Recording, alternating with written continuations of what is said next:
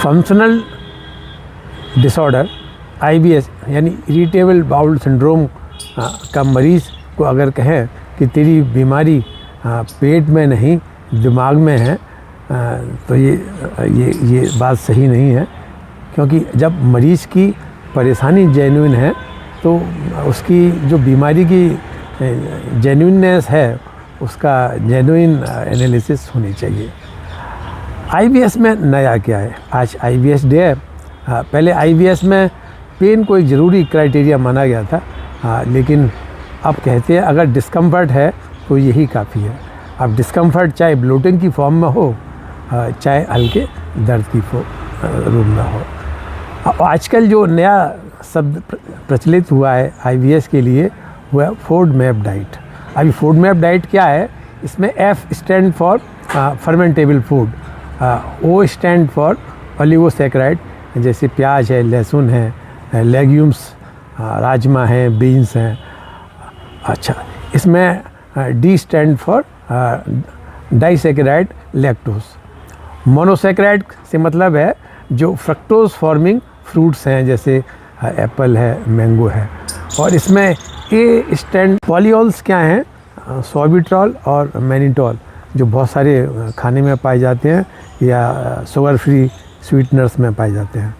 तो जो FODMAP diet का उसको एकदम से रेस्ट्रिक्ट नहीं करना है, लेकिन ट्रीटमेंट के पार्ट में ये है कि सबसे पहले ऐसे कारक जिनसे IBS की डायरिया, दस्त या कब्ज प्रेसिपिटेट होती हो, ट्रिगर होती हो, उनको पहचानना और फिर उनको पहचान के 2-3 हफ्ते के लिए बंद करना और फिर उनको बाद में ट्रीटमेंट के दौरान शुरू करना और फिर मरीज़ की सही कारक को पहचान के कस्टमाइज़ करके उन चीज़ों को मरीज़ को खाने में कम करवाना। ये FODMAP डाइट का कंसेप्ट है।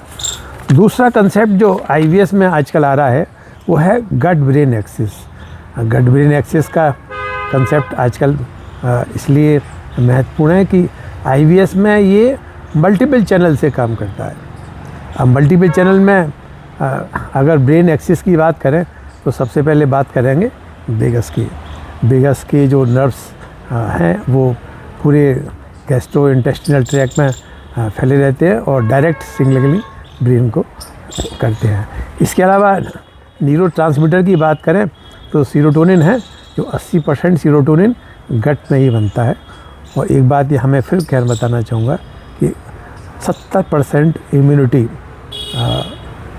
जो है वो गट में ही होती है, इसलिए गट को सेकंड ब्रेन भी कहा जाता है। अब जो गट ब्रेन एक्सिस का दूसरा महत्वपूर्ण हिस्सा है वो है माइक्रोबायोम। जितने भी फाइबर हैं ये माइक्रोबायोम उनको ब्रेक करके शॉर्ट चेन फैटी एसिड में कन्वर्ट करते हैं, जो ब्लड ब्रेन बैरियर को प्रोटेक्ट करते हैं। इसके अलावा ऐसा कहा जाता है कि trusting your gut is more important. ये कोई मेटाफर नहीं है। स्ट्रेस का आपकी बॉडी पे क्या रिस्पॉन्स है, यहाँ ये बात समझाने की है कि जो गट का फ्लोरा है वो रेगुलेट करता है स्ट्रेस हार्मोन कोर्टिसोल को, और बहुत सारे जो न्यूरो हार्मोन्स हैं वो भी IBS में इम्पोर्टेंट रोल प्ले करते हैं, और गट ब्रेन एक्सिस में भी। सब लोग जानते हैं डोपामीन, एड्रेनलिन, सीरोटोनिन जो हैप्पी हार्मोन है, या कोर्टिसोल जो एक स्ट्रेस हार्मोन माना जाता है। अब अगला बिंदु है वो है गट अपसेट।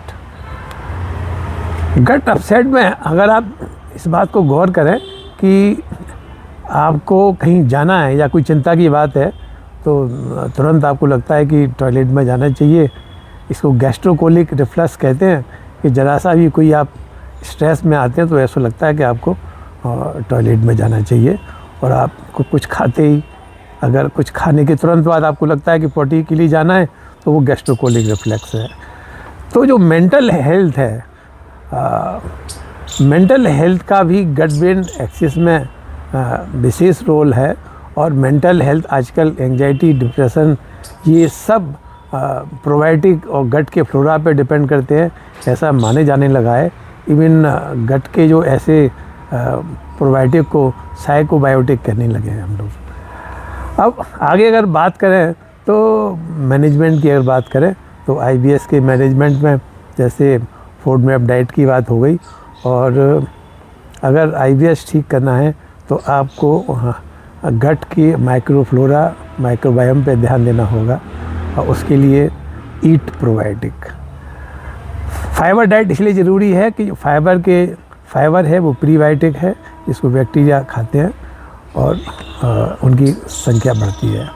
अल्ट्रा प्रोसेस फूड तो खाना नहीं चाहिए, और IBS के मैनेजमेंट के लिए सबसे महत्वपूर्ण है स्ट्रेस मैनेजमेंट। स्ट्रेस मैनेजमेंट के साथ एक बात और बताना मैं चाहूँगा यहाँ कि स्ट्रेस मैनेजमेंट में वेगल टोन उसका भी महत्व है। हालांकि पैरासिम्पैथिक सिस्टम को मैनेज करना मुश्किल है, लेकिन ऐसा माना जाता है कि अगर वाल्सल्वा मैनूवर ये, और आज की भाषा में अगर आप बात करें तो प्राणायाम, भ्रामरी और जो नाड़ी शोधन जितनी भी प्राणायाम की प्रक्रिया हैं, ये भी वेगल टोन को बढ़ाने का काम करते हैं। आज IBS डे है तो एक बात बताना भी ज़रूरी है कि अगर IBS के पेशेंट में डायरिया हो रहा है तो लैक्टोज इंटॉलरेंस को ज़रूर रूल आउट करना चाहिए। और एक बात और, इन्फ्लेमेटरी बाउल डिजीज़ हैं वो अर्ली स्टेज में IBS की तरह से प्रेजेंट करते हैं, और ये बात मुझे कल ही पता लगी। अगर बहुत लंबे समय का IBS है तो वो इन्फ्लेमेटरी बाउल डिजीज़ में कन्वर्ट होना चाहिए। तो IBS डे पर मैंने कुछ जानकारी आपको दी है, अपने मरीजों तक पहुंचाइए, और आपके पास भी कोई अगर आइडिया है तो शेयर करिए।